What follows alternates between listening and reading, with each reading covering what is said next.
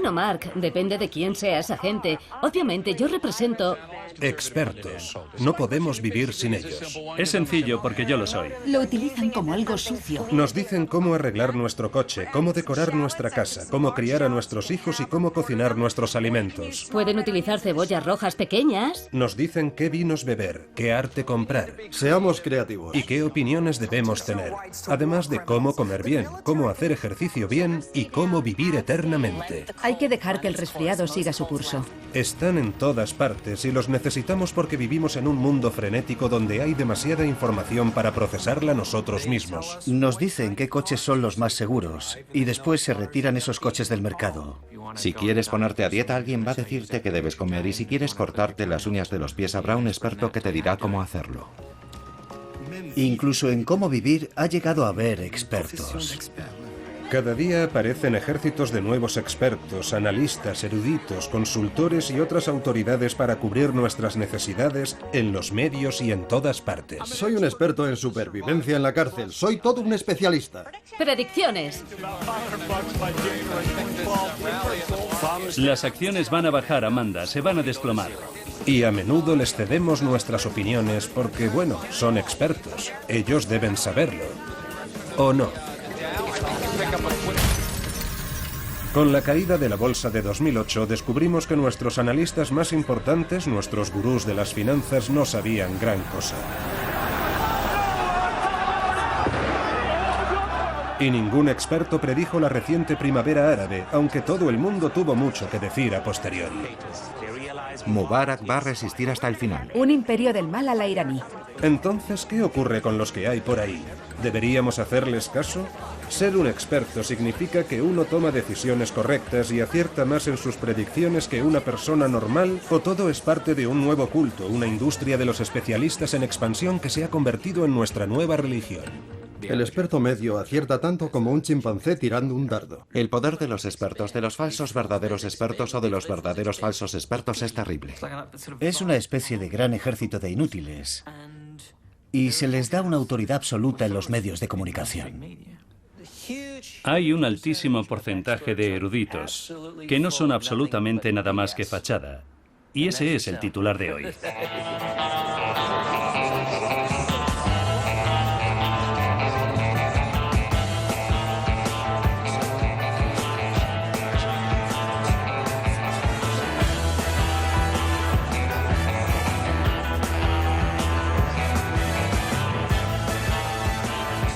Ya va siendo hora de examinar a los expertos y comprobar hasta qué punto son fiables. Y vamos a empezar por unos que intimidan a casi todo el mundo.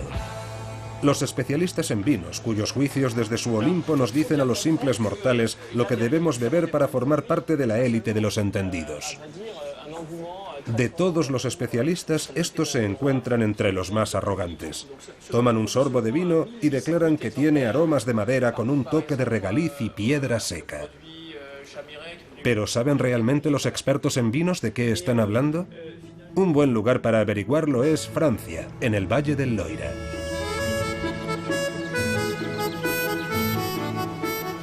Frédéric Brochet empezó a catar vinos en las bodegas de su padre cuando solo tenía 11 años. Hoy en día produce 1 millón de botellas al año en Château Domaine-en-Pelidé. Pero Brochet también es profesor de enología, la ciencia del vino, en la Universidad de Burdeos. Dice que la mayoría de los expertos en vino son incapaces de distinguir un gran caldo de uno normal, y lo ha demostrado con numerosos experimentos. En un estudio, Brochet pidió a 56 de estos eruditos que probaran 2 botellas de Burdeos, una etiquetada como un selecto gran vino y la otra como un vino de mesa cualquiera. En realidad, las 2 botellas contenían el mismo vino, pero todos los expertos se equivocaron por confiar en lo que esperaban saborear. De los 56 sujetos, solo 2 sospecharon que el vino de la etiqueta prestigiosa no era un gran vino. A todos los demás, ese vino de la etiqueta famosa les pareció un caldo de gran calidad. Y de ese mismo vino, presentado con una etiqueta cualquiera, dijeron que tenía un aroma poco interesante, que estaba avinagrado. En el caso de los expertos, cuando prueban un vino de calidad buscan sus virtudes. pero cuando prueban un vino barato, buscan sus defectos. En su tiempo libre, Brochet también ejerce de especialista en Fauchon, la tienda de vinos más prestigiosa de París. Organiza catas ciegas informales para clientes de paso y profesionales. Y en más de una ocasión ha cambiado una botella por otra. Brochet está intercambiando un Chateau Chamiret de 20 euros por un Nuit Saint-Georges de 400. ¿Notará alguien el cambio? A diferencia de sus experimentos más formales, aquí los asistentes pueden comentar los vinos y ayudarse unos a otros en el trabajo detectivesco. Pero a pesar de todo, la mayoría no lo nota. Es un vino viejo, verdaderamente. Este degustador de vinos dictaminó que el Chateau Chamiret de 20 euros era muy superior al Nuit Saint-Georges de 400. Si tuviera que ponerle nota al primer vino, le daría 12 sobre 20 al Chamiret. 12 sobre 20 porque es realmente un vino que está muy bien, atractivo y seductor. Y al Nuit Saint-Georges le daría un 14 sobre 20, pero con cierta reserva. Personalmente prefiero el Chateau Chamiret. Esta persona, que no es experta, elige el mejor vino en la botella barata. Pero el joven sommelier de la tienda la corrige, aunque el equivocado sea él. ¿Que si es este el mejor vino para mí? No. El Nuit Saint-Georges es un vino mucho más complejo, apreciado por los catadores, aunque quizá no por los aficionados. Yo no podría diferenciar entre los dos, es demasiado difícil para mí. En un famoso estudio, Brochet demostró que los expertos ni siquiera pueden distinguir un vino blanco de uno tinto. Sirvió a otros 54 profesionales un vino blanco y uno tinto para compararlos, pero en realidad eran el mismo vino, solo que uno se había teñido de rojo con una gota de colorante. Ni un solo experto se dio cuenta. Brochet dice que la clave es lo que uno espera de la uva. Los especialistas creyeron que el vino blanco coloreado era un vino tinto. Los únicos que notaron que era el mismo vino no eran técnicos, precisamente porque no entendían, estaban menos atentos a los olores del vino tinto. De hecho, se trataba de aquellos que nunca habían bebido vino. Brochet dice que ninguna botella de vino cuesta más de 15 euros de producir y que en gran medida el alto precio de los vinos solo es mitología y marketing. Son los catadores mismos los que crean las diferencias entre los vinos. Así que tenemos que confiar en nosotros mismos, es decir, en nuestro gusto. Pero los expertos en vinos no son los únicos que dictan nuestros gustos, y en algunos campos las cantidades de dinero en juego son muy elevadas. En el multimillonario mercado del arte es difícil saber qué pinturas tienen un gran valor y vale la pena comprarlas y cuáles son simples copias. Pero un buen experto puede ayudarnos a decidir. O eso creemos. Aunque también aquí los grandes profesionales pueden equivocarse por confiar en lo que esperan ver. Esta exposición de la London National Gallery es bochornosa. Tanto que de hecho estos cuadros normalmente están escondidos en los sótanos. Sin embargo, ahora han salido a la luz para que los vea todo el mundo. Es una colección de falsificaciones que engañaron a los expertos y conservadores del museo durante décadas. La pinacoteca ha tenido el valor de exponerlas al público, pero si pensamos en las falsificaciones que se han mostrado en los museos de todo el mundo, esto no es más que la punta del iceberg. ¿Cómo puede ocurrir?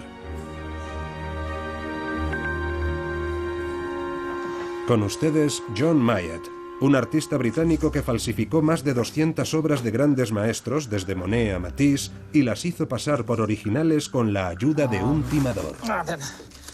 Nicolas de Staël, no sé si han oído hablar de él. Durante casi una década, Mayat engañó a los críticos, galerías, museos y casas de subastas más importantes del Reino Unido en lo que Scotland Yard llamó el mayor fraude artístico del siglo XX. Mayat empezó a pintar falsificaciones a finales de los años 80, yendo a los museos para estudiar el estilo del conocido pintor británico Ben Nicholson. Estuve observando el cuadro, pasé allí una hora o algo así, hasta que más o menos lo había memorizado entero. Me fui a casa y pinté algo, siguiendo aproximadamente la misma línea, y parece que salió bastante bien. Mayat dice que al principio sus obras eran las de un aficionado. Y sin embargo, él y su socio John Dewey llevaron 2 falsificaciones del conocido artista francés Roger Vissier a la mundialmente famosa Tate Gallery. Se hicieron pasar por historiadores del arte y convencieron a los expertos del museo de que las obras eran auténticas. Entonces 2 empleados con batas blancas trajeron los cuadros. Y allí estábamos todos, mirando las 2 pinturas sobre la mesa. Y dijeron, oh, son una maravilla. Ya sabe. Y estaban pintados con pintura de paredes normal, en lienzos modernos. Y su especialista las miró y dijo, sí, a mí me parecen buenas. Yo no me lo podía creer. Me parecía demasiado ridículo para ser cierto. A mediados de los años 90, Mayat había pintado casi 200 falsificaciones de Chagall, Picasso, Miró y Giacometti y las había vendido en las casas de subastas más importantes de Europa. Gradualmente su técnica fue mejorando, pero sigue sin poder creer que engañase a tantos eruditos. Les han dicho ya lo que van a ver, así que cuando lo ven, lo ven. Me dan mucha pena los expertos, francamente. Incluso el mayor del mundo es falible. Cometen errores. Nunca han cazado a los mejores falsificadores. Las mejores copias son las que crees que son genuinas y están ahora mismo en las galerías de arte de todo el mundo. Así que no puedes saber si son falsas o no.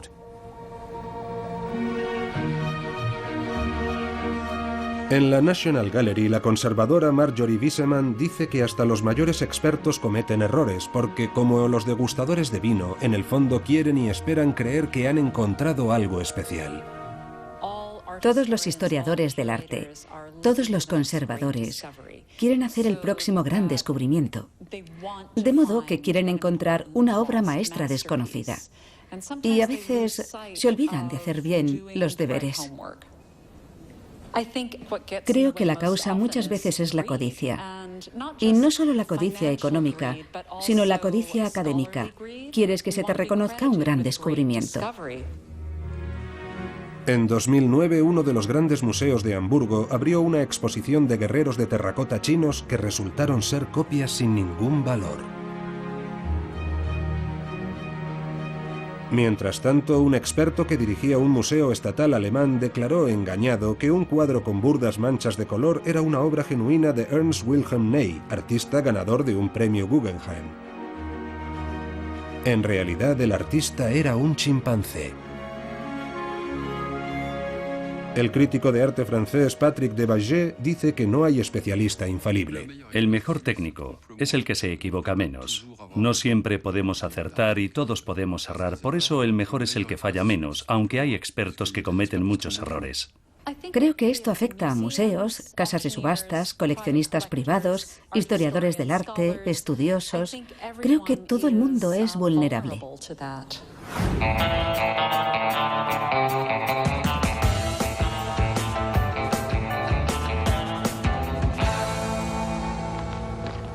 Puede que el arte y el vino tengan cualidades difíciles de juzgar, pero los negocios se basan en hechos fríos y reales. Por eso hay incontables asesores empresariales y consultores de dirección cuyos consejos llenan librerías enteras.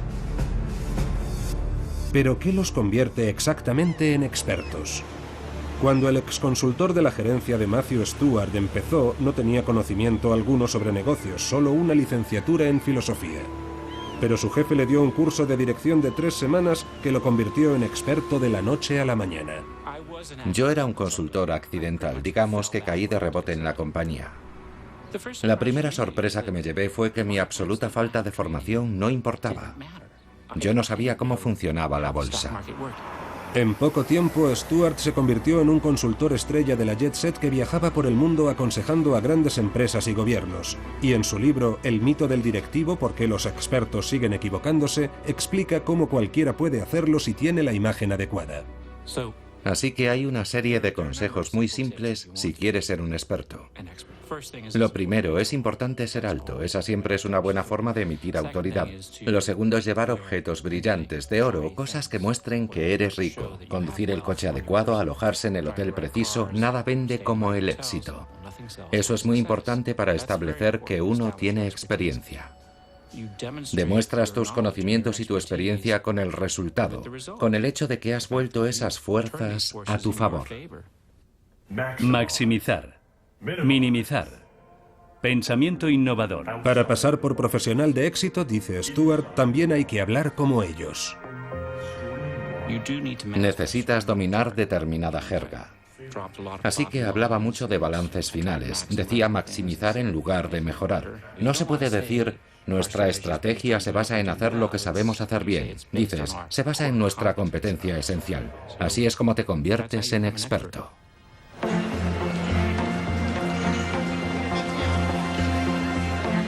En Francia, los expertos también son omnipresentes, sobre todo en los medios. ¿Cómo podemos superar en 3 años el déficit de las finanzas públicas? También aquí la jerga contribuye a crear la imagen del especialista, dice el historiador Etienne Auger, redactor editorial de la revista francesa Slate. Los analistas tienen su propia jerga. Es cierto que a los economistas, por ejemplo, les gusta mucho utilizar palabras como push y pull y los derivados y cosas por el estilo, solo para mostrar su competencia. Los expertos religiosos, los sacerdotes, también tienen su jerga. Por ejemplo, el hecho de que se sigan diciendo muchas misas en latín indica que hay un argot al que los fieles no pueden acceder. El experto utiliza unos códigos que le permiten presentarse como alguien que tiene unos poderes a los que nosotros no tenemos acceso. Otros muchos también funcionan de esta manera. Simplemente dan una idea sobre su tema, terriblemente complicada, absolutamente incomprensible para cualquiera que no sea un experto, con lo que crean una dependencia. Y a continuación, el cliente debe pagar para salir del laberinto que él mismo ha construido. Matthew Stuart piensa que los gurús de la dirección son un espejismo, que toda esa disciplina es una fachada decorada para convencernos de que la economía es una ciencia que funciona con fórmulas. Hay una idea que es muy importante para nuestra economía y es que existen unas personas que tienen acceso a un tipo de conocimiento especial, la capacidad de organizar empresas, de dirigir el mundo. Y esto crea la posibilidad de que alguien dé un paso adelante y diga, yo soy el experto, yo sé dirigir organizaciones humanas, igual que usted sabe cómo construir un teléfono móvil o diseñar un edificio. Y sin embargo, no tiene ningún fundamento. Pero Stuart dice que si él era un falso experto en dirección, también lo son todos los demás. Trabajas en un campo donde la verdad es que no hay expertos genuinos. Todo es una farsa. La idea básica de que existe un tipo de ciencia, una tecnología que se puede aplicar a esta disciplina, es simplemente falsa. Y sin embargo, a las grandes corporaciones y a los gobiernos les encanta contratar expertos para cubrirse los activos. Contratar a analistas es una forma de protección. Así puedes decir, pedimos consejo a los expertos y nos dijeron, haced esto, y eso hacemos. Y si sale mal, puedes decir que contrataste a los especialistas y seguiste sus consejos. Esto beneficia a todos de alguna manera. Los gobiernos, que también tienen a sus expertos, dirán, nosotros empleamos a los mejores, así que si algo ha salido mal no es culpa nuestra, porque siempre hemos querido que nos asesoren los mejores. Si sale bien, por supuesto, eres un genio. Y realmente no tienes que mencionar a todos esos expertos que te señalaron la dirección correcta.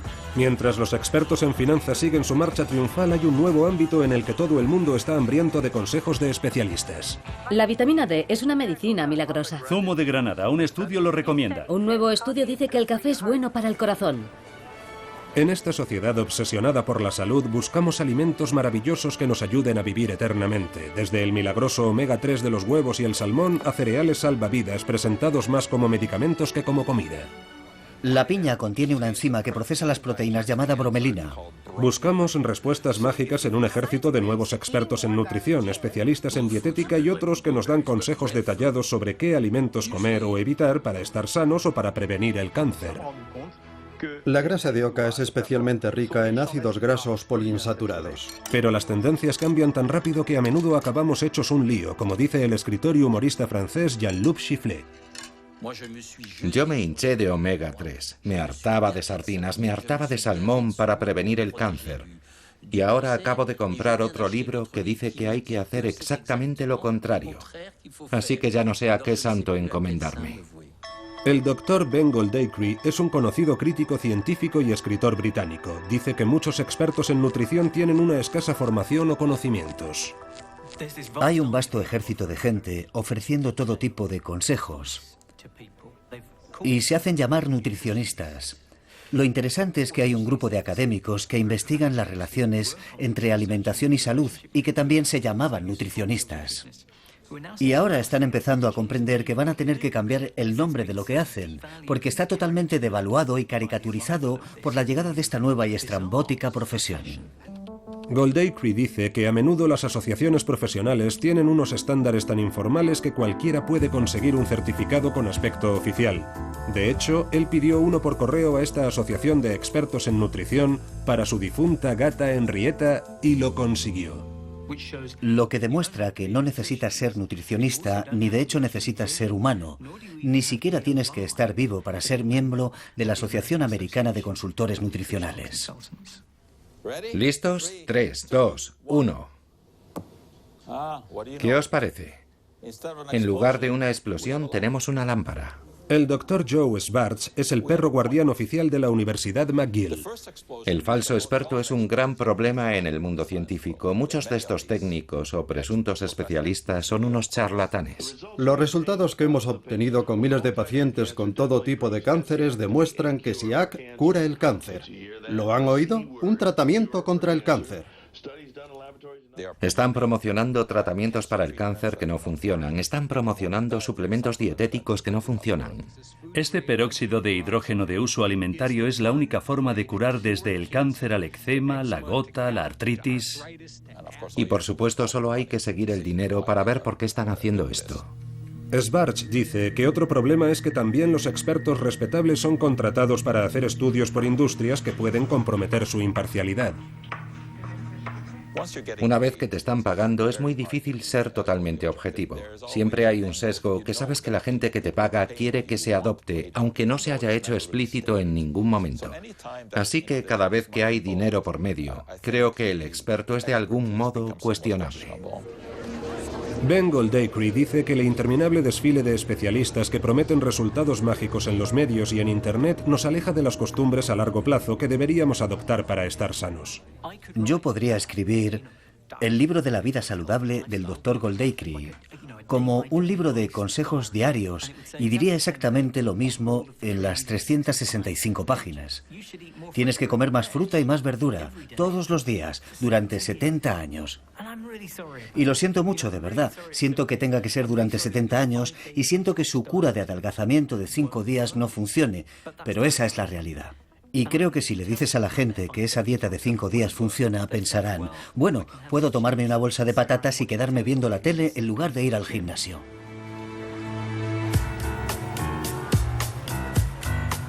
Pero ¿hasta qué punto está extendida la falta de pericia entre los expertos? Christopher Cerf es uno de los fundadores de National Lampoon. Víctor Navasky es exdirector del semanario The Nation.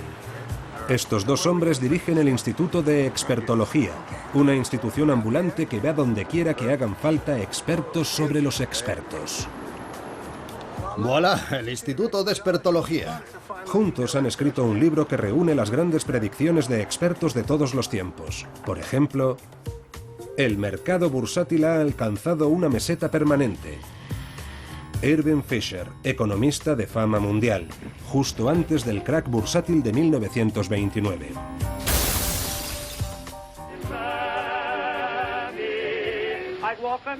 ¿A quién demonios le interesa oír hablar a los actores? Los hermanos Warner, 1927. En 1962, un ejecutivo de la discográfica Decca rechazó a un grupo musical diciendo: «No nos gusta cómo suenan. Los grupos de guitarras están pasados de moda». Después de oír a los Beatles.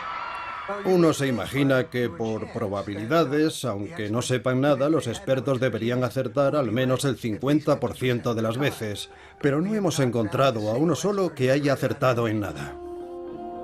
Está bien, puede que exagere un poco, pero en su libro sobre predicciones han demostrado que a los genios militares no les va mucho mejor que a otros expertos. Wellington es un mal general, esto habrá terminado para la hora del almuerzo. Napoleón antes de perder en Waterloo. No son capaces de acertarle a un elefante a esta distancia. Últimas palabras del general John Sedgwick, Guerra de Secesión Americana. Christopher Cerf dice que en los medios de comunicación han brotado expertos como champiñones en gran parte porque la televisión los necesita para los canales que emiten las 24 horas sin interrupción. Cada vez utilizan más el formato de sentar a un especialista a un lado y a otro, que se supone que lo es en el otro, y los dos mantienen una violenta discusión en pantalla sobre algo. Claro que sí, claro que sí. Yo dije que no era una buena invención. En Francia nos encantan las peleas de gallos. Podría decir... Yo tengo la afiliación de Clemenceau, de François Mitterrand. Nos encantan las batallas de expertos. Solamente tiene que haber una pequeña dosis de violencia, siempre controlada, pero violencia, porque eso nos permite ver una verdadera batalla de eruditos. Usted es un pequeño fascista, Monsieur Semouk. Vamos, siempre lo mismo. Si hay una tercera opinión, eso complica las cosas. Es como en el fútbol, que nadie está con el árbitro. ¿Hay más de dos lados en cualquier cuestión? Supongamos que una persona dice 2 y 2 son 7 y la otra persona dice 2 y 2 son 5. ¿La verdad está en el punto medio? ¿Son 6? El redactor científico de Atlantic Magazine, David Friedman, dedicó 2 años a estudiar las predicciones de los expertos y su fiabilidad en muchos campos. Su conclusión, que se equivocan un número asombroso de veces. Normalmente los expertos se equivocan, es así de simple. Lo sorprendente es que se puede decir exactamente cuántos se equivocan, y es que por término medio, 2 de cada 3 estudios publicados por revistas médicas acaban cometiendo errores. Y está hablando de respetados eruditos académicos, pero hoy en día se nos dice que busquemos un experto para casi todo. Necesitamos un técnico en instalación para conectarnos la televisión y un especialista en color para pintarnos las paredes. Ahora mismo los grises se llevan mucho. Y un experto en relaciones para salvar nuestro matrimonio. No se puede mentir y cuando estás casada, estás casada. Por no mencionar los consultores a los que confiamos nuestro dinero y las finanzas de nuestros gobiernos, especialistas en una supuesta ciencia que en realidad es falsa a juzgar por los resultados. Los economistas han estudiado el índice de errores en publicaciones económicas y han concluido que está muy cerca del 100%. Prácticamente todos los estudios publicados en la prensa económica se equivocan. Pero los economistas rara vez piden disculpas. Aunque se les muestren pruebas documentales, nos explicarán que ellos no se han equivocado, sino que el mercado es volátil y no es lo mismo. Ellos son racionales, pero el mercado no se comporta racionalmente. Así que ellos tienen razón, no el mercado. Cuando la burbuja económica estalló en 2008, el canadiense William White era el economista jefe del Banco Internacional de Pagos, una especie de banco central de los bancos centrales. Ahora en París, White dice que ni siquiera los mayores analistas financieros fueron capaces de ver más allá de sus teorías favoritas. Creo que los expertos a lo largo de los últimos años han hecho un trabajo espantoso. Pensaron que la economía era una ciencia y la verdad es que no lo es. La economía depende en gran medida del comportamiento humano. Nos iría mucho mejor si los expertos empezaran por reconocer lo poco que sabemos sobre el funcionamiento de esta disciplina. La economía no se basa en algo racional, es una ciencia humana y los seres humanos no son racionales. No se puede pronosticar el comportamiento de la gente para dentro de un mes, ni de 3 años, ni de 5. Cuando se trata de predicciones de expertos, la regla es: si sale cara, gano yo, y si sale cruz, olvidamos la apuesta. Uno no pierde el estatus de gurú simplemente porque su conjetura sea un desastre. Gardner señala que en una ocasión la revista The Economist hizo un estudio comparando 10 años de predicciones de un variado abanico de expertos sobre la economía y la inflación. Y entre estos individuos había presidentes de corporaciones, economistas, gente muy respetada y también varios basureros de Londres. Y pasados 10 años, los que presidían la mesa eran los basureros londinenses. Seguimos teniendo esta idea del gran experto que puede encontrar soluciones que nosotros no podemos ver. Una especie de Superman que hace magia. Ese es el verdadero atractivo del experto. Mientras tanto, continúa el reinado del error, desde las decisiones más triviales a la mayor compra de nuestra vida.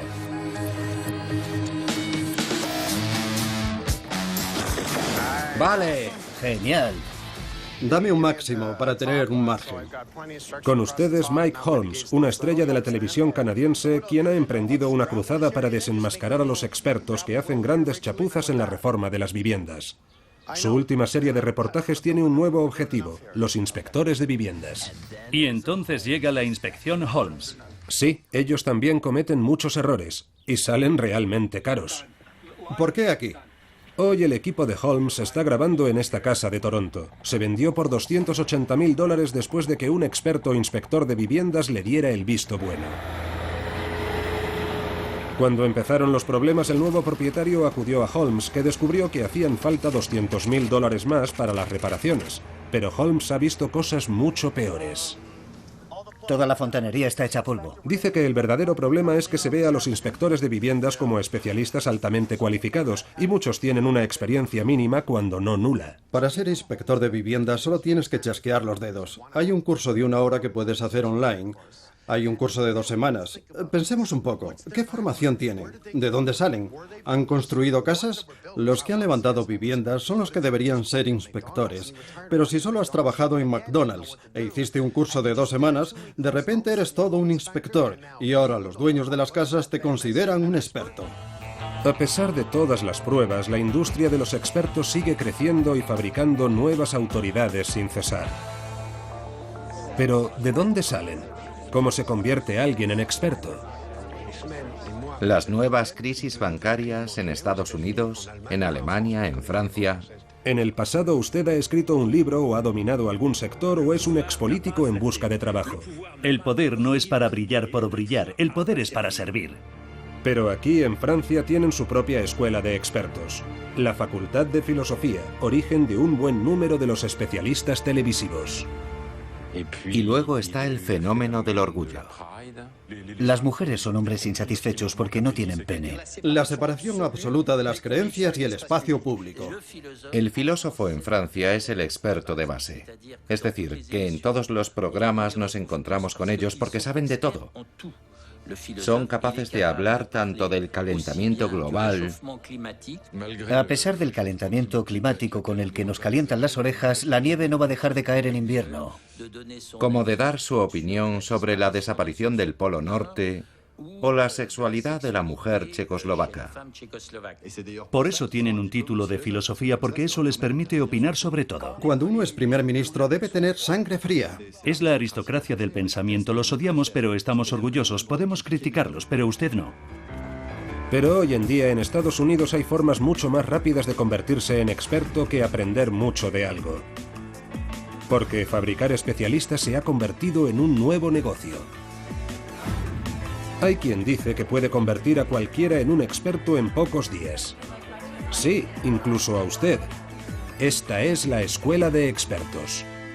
Hola, me llamo T.J. Walker y ayudo a la gente a mostrarse relajada, cómoda y segura en televisión. ¿Qué pasa?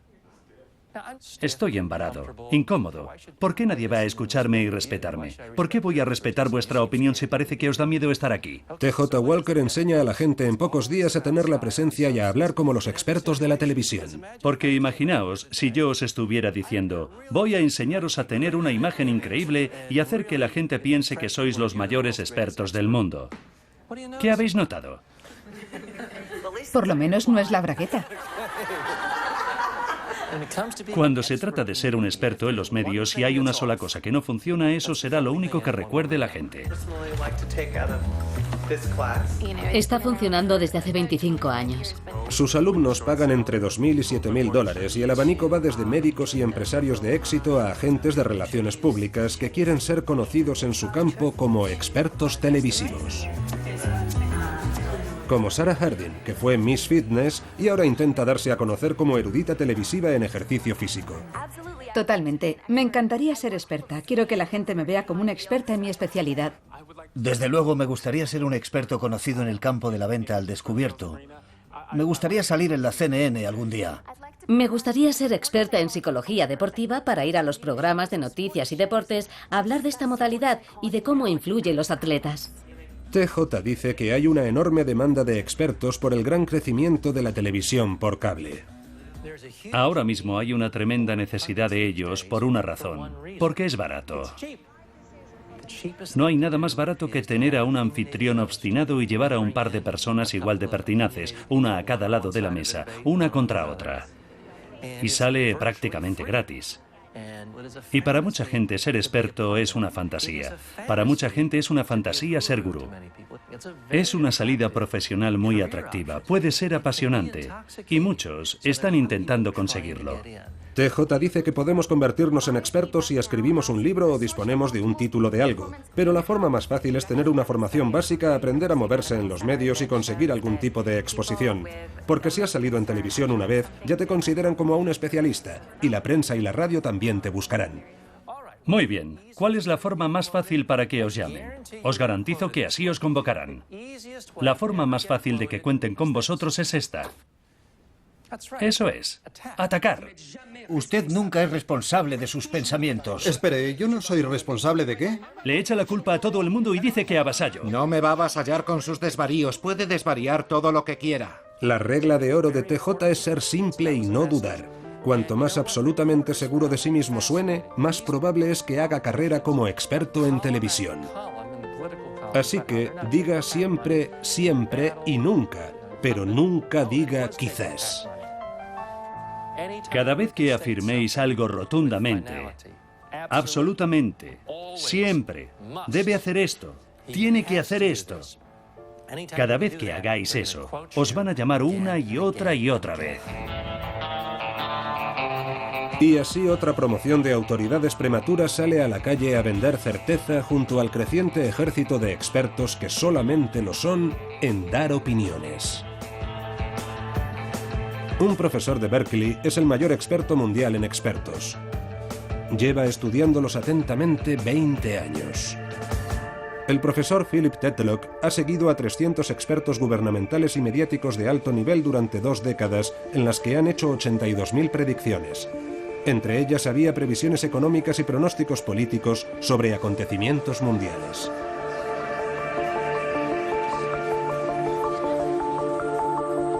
La conclusión es que a los expertos apenas les fue mejor que a monos lanzando dardos. Es como hacer suposiciones al azar.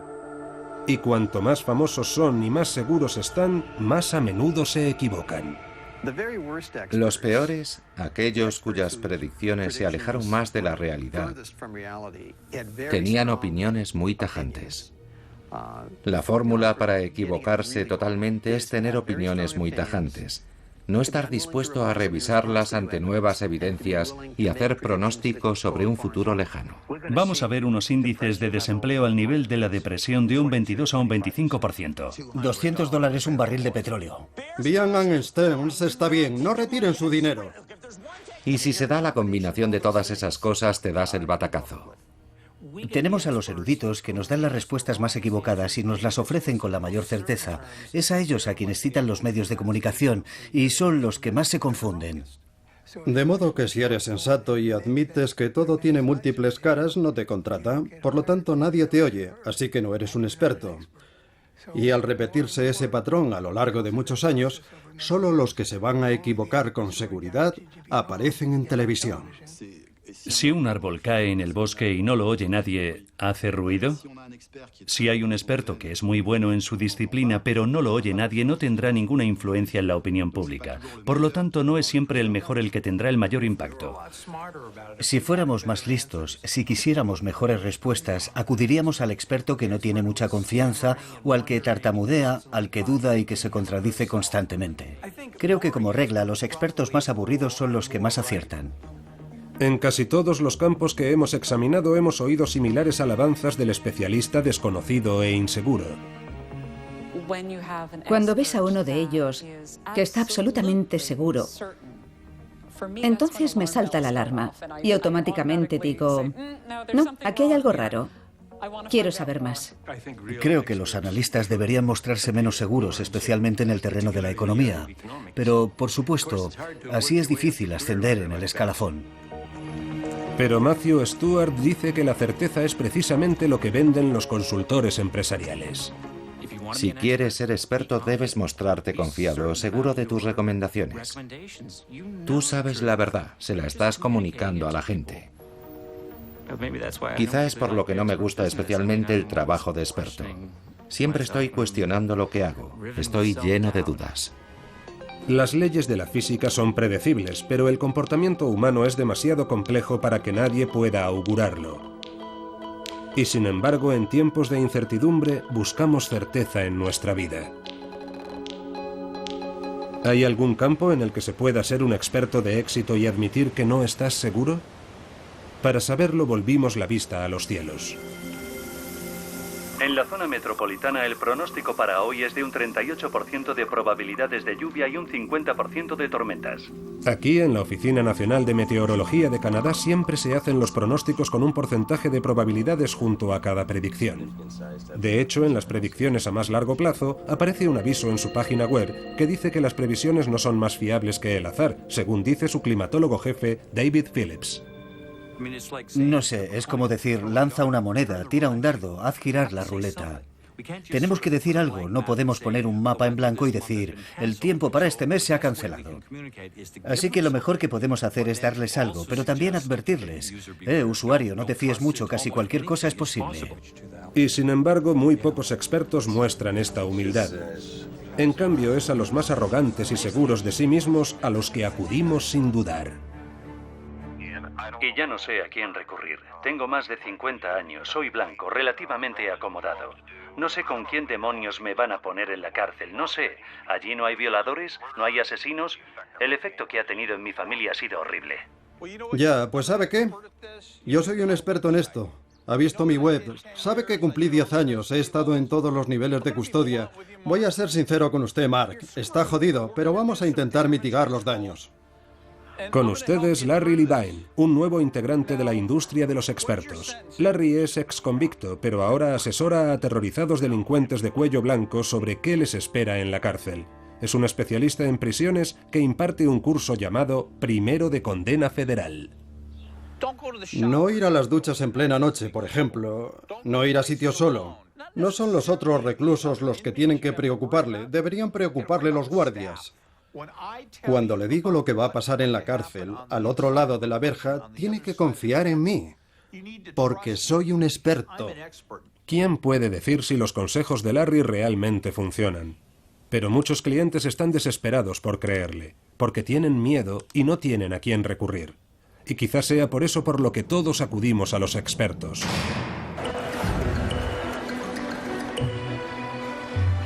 Vivimos en un mundo frenético, sometidos a demasiadas presiones para tomar decisiones por nosotros mismos. Así que buscamos desesperadamente consejos sobre cómo vivir nuestra vida, de entrenadores personales... Respire de forma regular. A consejeros vitales, asesores dietéticos... Lo recuperé en una semana. Sexpertos y expertos en paternidad. Que usen el orinal solo creará más ansiedad.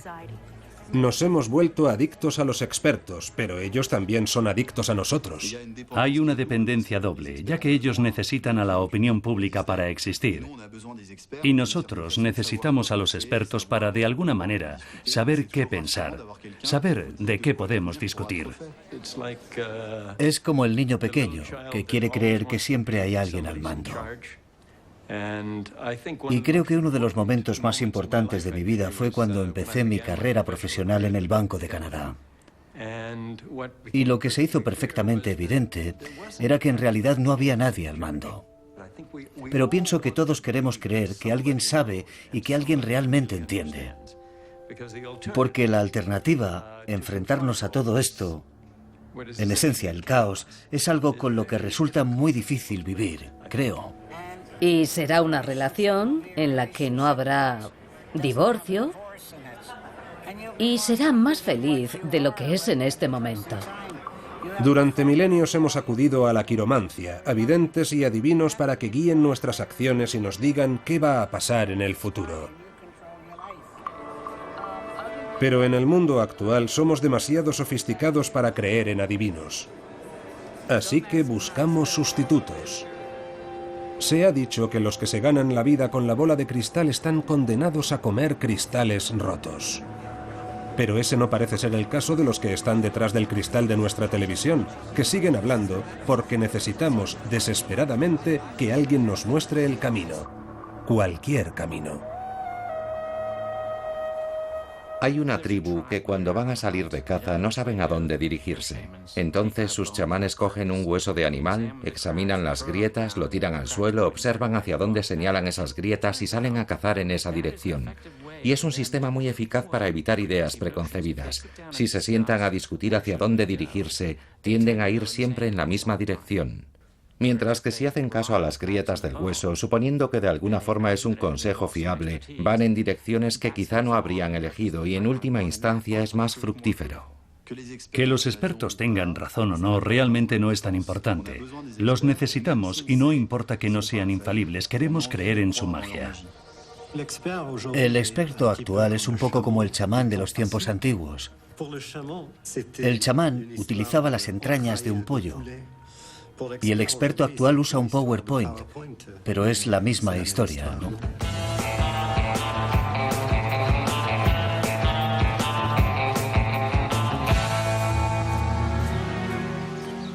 De vuelta en Inglaterra, finalmente el falsificador John Myatt fue capturado por la policía y condenado a 1 año de cárcel, pero cuando salió le esperaba una sorpresa. El inspector de Scotland Yard que había detenido a Myatt le encargó un retrato de familia, y lo mismo hicieron el fiscal y otros funcionarios judiciales que habían quedado impresionados por su insólito talento. Actualmente Myatt se gana bien la vida vendiendo sus falsificaciones honradamente a través de su empresa Falsificaciones Legítimas. Ahora está pintando esta copia de Monet para Ronnie Wood de los Rolling Stones. Una de las figuras tendrá su cara. Pero Myatt sigue engañando a los expertos. La policía cree que 120 de sus 200 falsificaciones siguen en circulación en manos de coleccionistas privados, tratantes de arte y quizá museos. Y Myatt prefiere dejarlo así. Bueno, si lo tienen y disfrutan teniéndolo y todo el mundo piensa que es auténtico, incluidos los expertos, ¿por qué demonios iba a ir nadie a decirles, ¿sabe qué? Lo he pintado yo? Así que quizás sí que sirva de algo recibir un mal consejo de un experto si quedamos satisfechos con el resultado. Pero por supuesto siempre habrá otro en algún sitio que tenga un punto de vista totalmente diferente.